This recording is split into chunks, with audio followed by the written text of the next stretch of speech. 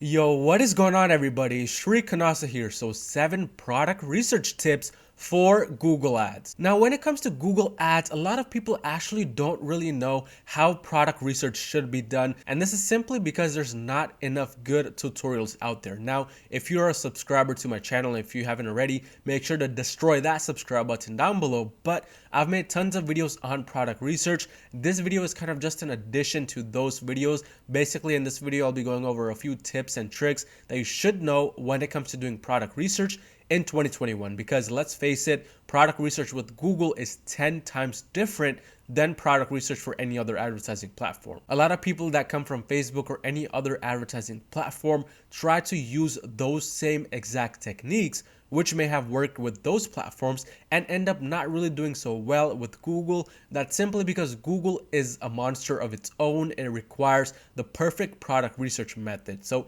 without wasting any more time, let's figure out what those 7 product research tips are. The first thing you'll have to do in order to find any type of success with these tips is to destroy that like button down below until it just turns blue. It'll really help me out and take just 2 quick seconds. Okay, hopefully you've done that. But let's start off with product research tip number 1, and that is stay away from popular websites for research. Now, what do I mean by this exactly?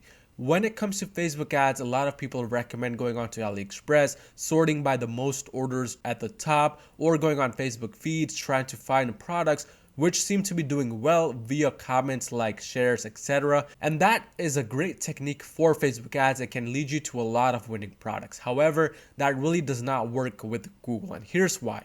With these popular websites, you have to understand that not only do you have access to them, but hundreds of other e-commerce store owners have access to those same exact websites, to those same exact products. So when you go on Facebook feeds, when you go on AliExpress and sort by orders, all you're looking at is products with a bunch of competition already. With Google, the difference is that the competition for those products can also come from bigger brands, from bigger stores as well. So it's not just dropshippers selling those products, which is why you actually want to stay away from them in the long run for product research. Instead of using those popular websites, you might want to rather stick to other websites which normally people don't really use for product research, such as Amazon, Etsy, Pinterest, and sometimes even Craigslist. These websites are out of the radar for a lot of these dropshippers. They don't even know how to use them.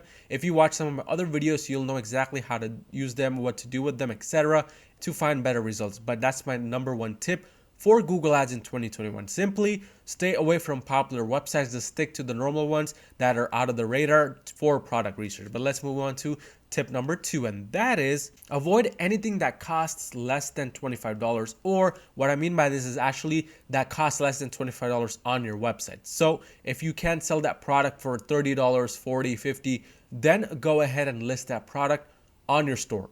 Otherwise, do not try listing that product because it will not lead you to enough profits. You might just end up in a loss with that product. And this is really a requirement for Google because ad costs have gone up significantly in 2021 and onwards, not just on Google, but any other advertising platform. So it is almost a mandatory thing that you find products above $25. Anything less and you will not be able to sell that product, let alone scale it in the long run. So in order to kind of build a long-term sustainable business, especially with Google Ads, I highly recommend you stick to products that are above $25. But this brings me to point number 3 on the list, and that is avoid heavy/fragile items. Now, a lot of people think that just because they can't sell anything low ticket, like anything below $25, they have to then go out and find expensive products for Google Ads. And that is true. The more expensive it is, the better, in my opinion, for Google, because it takes the same amount of effort to sell a $10 product as it does a $100 product. But that does not mean you go out and find expensive items which are also heavy and fragile, because in the shipping process, what's going to happen is that they may end up getting damaged. If they get lost in the process, you will end up having to refund the customer, and those refunds are not going to be small, especially if it's a heavy and expensive item. So in order to just avoid all of the hassle that comes with this, I simply avoid heavy and fragile items. I do sell expensive products, but I make sure that those really aren't that heavy, or it's not something like glass which can break during transit, because if that happens, it just leads to a lot of refunds, returns on your Shopify store, and just a lot of angry customers, which you do not want to be dealing with in 2021 and onwards, simply because you want to maintain low chargeback rates, low dispute rates, in order to really use those payment gateways and dropship long term. But definitely very important to avoid heavy fragile items. Again, watch some of the videos on my YouTube channel to find out exactly how to find those good products, which are also expensive. But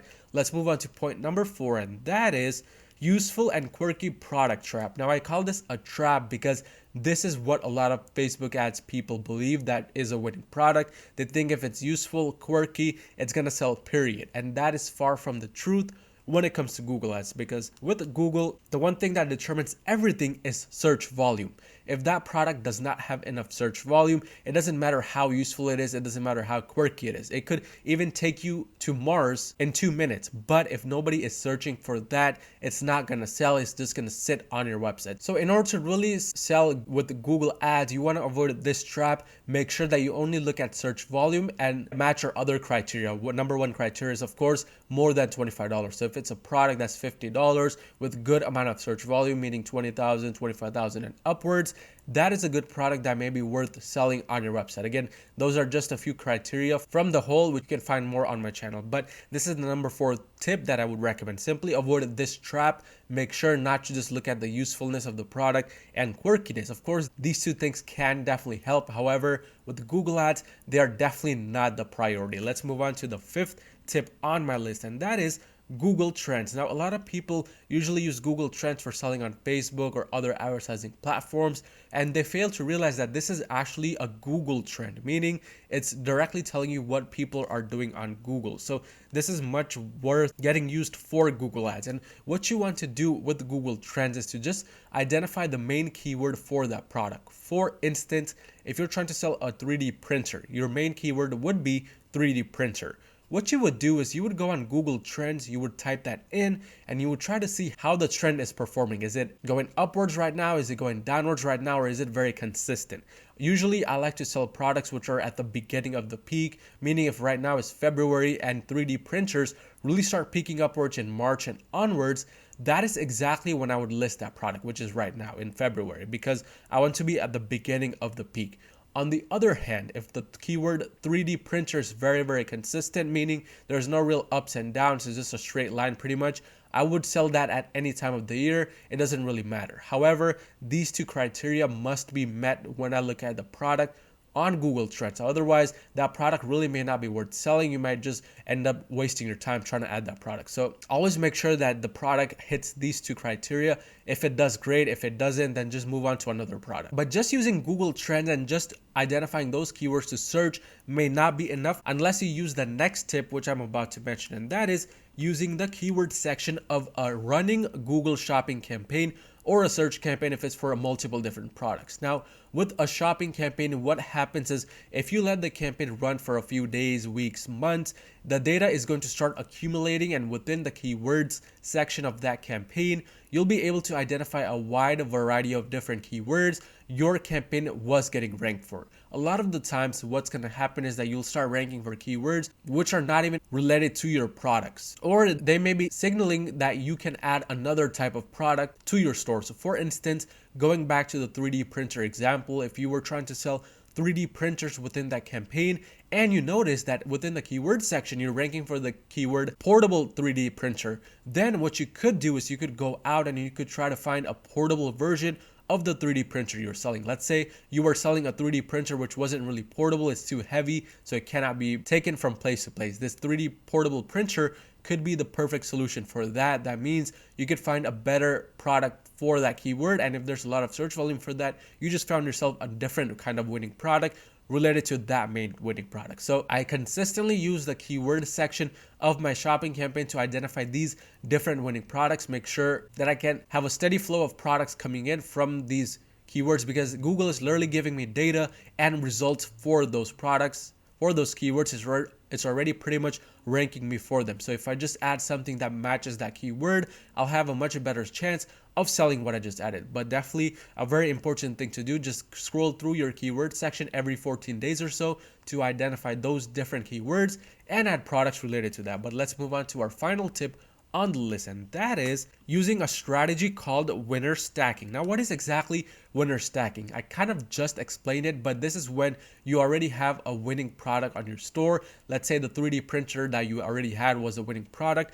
you would go out and you would try to find similar products to that winner. So instead of just having one 3D printer on your store, you could have 2, 3, 4, 5 or more, but all you would have to do is make sure that they match whatever product you originally had on your store, or that it is a better version of what you already have. And what's going to happen is that because you have so many different 3D printers on your website, Google may kind of identify you as the main dominant figure for that keyword, and it might try to push all of your listings towards the front with the shopping ads. That is usually what happens if you have multiple different products and people are actually interacting with them. So this can lead you to find multiple different winning products based around that first winning product. So with these other 3D printers, you may find 2 or 3 or 4 more winning 3D printers based on the first one. But this was my just a general list of 7 product research tips I highly recommend you try in 2021 and onwards. If you found any type of value in this video, smash that like button and smash that subscribe button, and I'll see you guys next time.